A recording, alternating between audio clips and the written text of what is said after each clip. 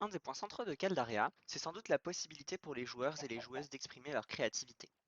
Au sein de leur personnage, en customisant leur skin et leur position, certes, mais aussi dans la pratique de leur métier. Jusqu'à maintenant, vous pouviez créer des vêtements et des armures dynamiquement, en créant des skins pour les couturiers, couturières, forgerons et forgeronnes. Vous pouviez aussi modifier dynamiquement la texture d'un item, ce qui est utile pour avoir une arme complètement personnalisée ou pour créer de nouveaux plats. Et toutes ces choses sont dynamiques. Elles ne nécessitent aucun redémarrage du jeu et peuvent être implémentées facilement par n'importe quel staff. À l'heure d'aujourd'hui ne subsistait réellement qu'une seule limitation, les blocs. En effet, si nous voulions rajouter un modèle, il fallait créer un nouveau bloc, ajouter un modèle, redémarrer le serveur et le jeu de tout le monde pour pouvoir ajouter un bloc. Les artisans n'avaient donc pas la possibilité d'en créer, et cela limitait leur créativité.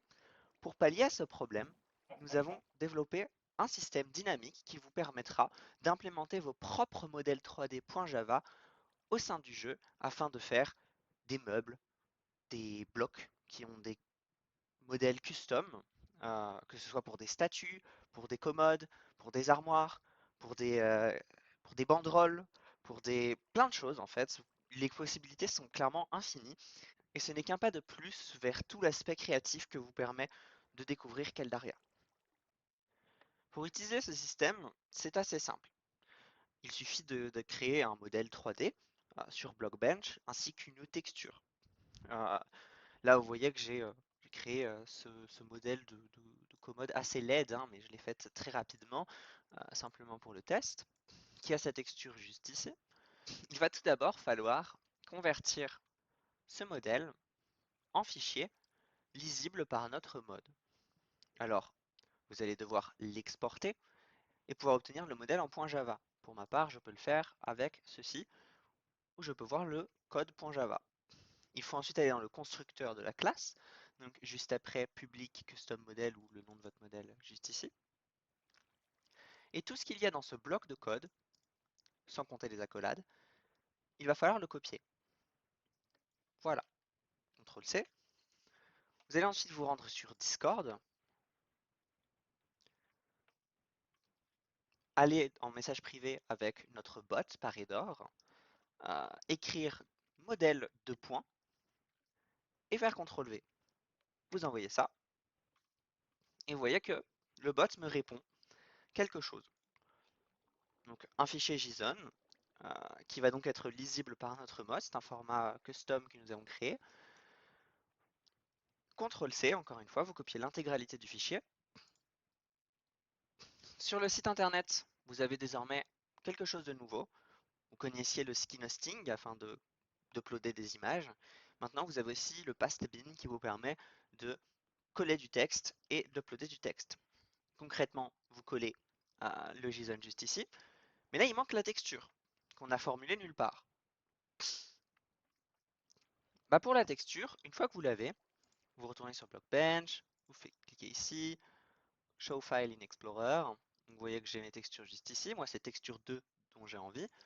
Il va falloir que je l'upload sur le skin hosting. Alors maintenant, vous pouvez le faire directement depuis Discord, donc c'est plutôt pratique. Voilà, ça me fournit le lien. Vous allez le copier, donc comme ceci. Retournez sur votre navigateur internet et il va falloir rajouter la texture dans le modèle. Donc hop, je vais à la ligne suivante. J'écris texture de point, enfin texture tiré du bas URL, deux points. Je respecte le format JSON en mettant la virgule à la fin et entre les deux guillemets, je mets le lien vers la texture. Je fais uploader. Je récupère le texte du lien que je vais copier. Et donc à ce stade, c'est le lien de ce modèle que vous allez pouvoir envoyer au staff afin que le staff ajoute votre bloc custom en jeu. Donc je vais quand même montrer comment ça marche pour le système.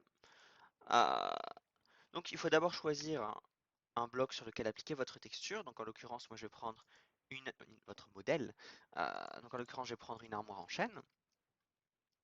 Je vais utiliser la commande slash customize block, set modèle, le lien, hop. Et ensuite, si je pose mon modèle, il a désormais le modèle custom. Et il garde toutes les fonctionnalités qu'il avait précédemment. Donc évidemment, si je le casse et que je repose, il conserve son aspect custom. Il n'a pas de texture enfin, il n'a pas de texture custom dans l'inventaire, même s'il est possible de le faire, puisque cette mise à jour vient aussi avec le fait que désormais, les lores que vous mettrez sur, sur les objets, sur les blocs de type custom, vont rester. Donc là, par exemple, l'armure en chaîne a un lore salut. Donc si je le pose et que je le casse, j'ai sans doute un petit souci, il faut que je décoroco. Parfois ça arrive. Voilà. Le lore est resté. Donc ça, c'est très pratique. On peut aussi changer la hitbox, puisque là, à l'heure actuelle, la hitbox ne correspond pas vraiment.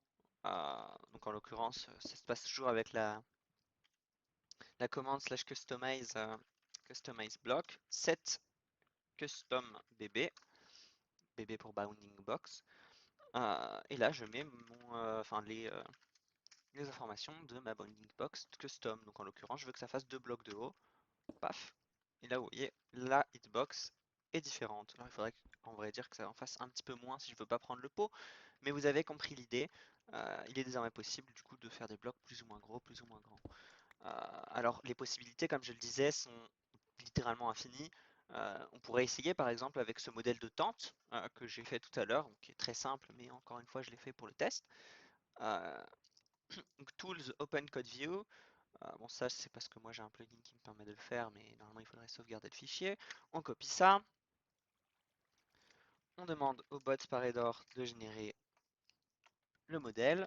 Donc là je copie, je colle ici, je rajoute la texture de tirer du bas URL avec la texture qu'il faut que je trouve. Alors la texture, elle est juste là. Show file in Explorer. Paf, je l'upload. J'ai le lien, je copie le lien, je mets l'URL ici, uploader, paf, paf. Et là, en l'occurrence, c'est un bloc qui n'a pas besoin de storage parce que concrètement, c'est un bloc normal. Donc je prends le bloc custom en bois, donc qui de base n'a pas de texture, puisque c'est un bloc qui est censé être customisé. Et donc là, je vais réutiliser ma commande set modèle en mettant le lien. Et là, paf, et une jolie tente. Alors comme vous voyez, il y a quelques petits soucis.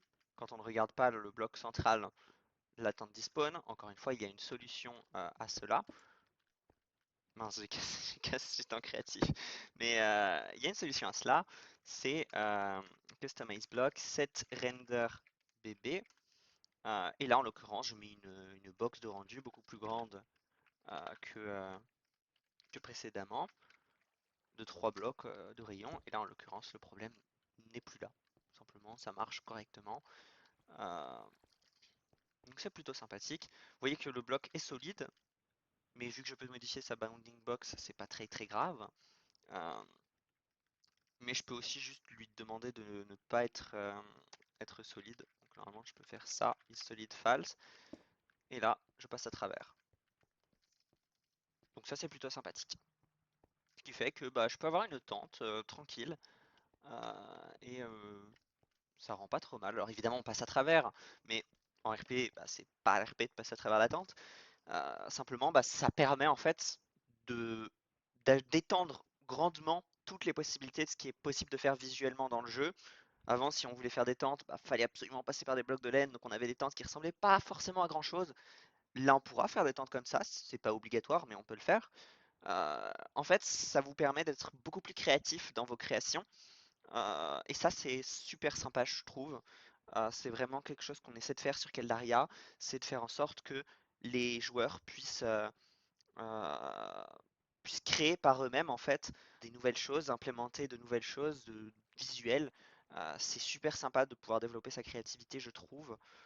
Donc c'est pour ça qu'on met un point d'honneur à ce que nos systèmes du genre soient dynamiques, qu'il n'y ait pas besoin de redémarrer son jeu, que ce soit rapide et efficace. Et du coup, bah, c'est l'étape suivante, c'est les modèles 3D custom qui sont désormais disponibles sur le serveur.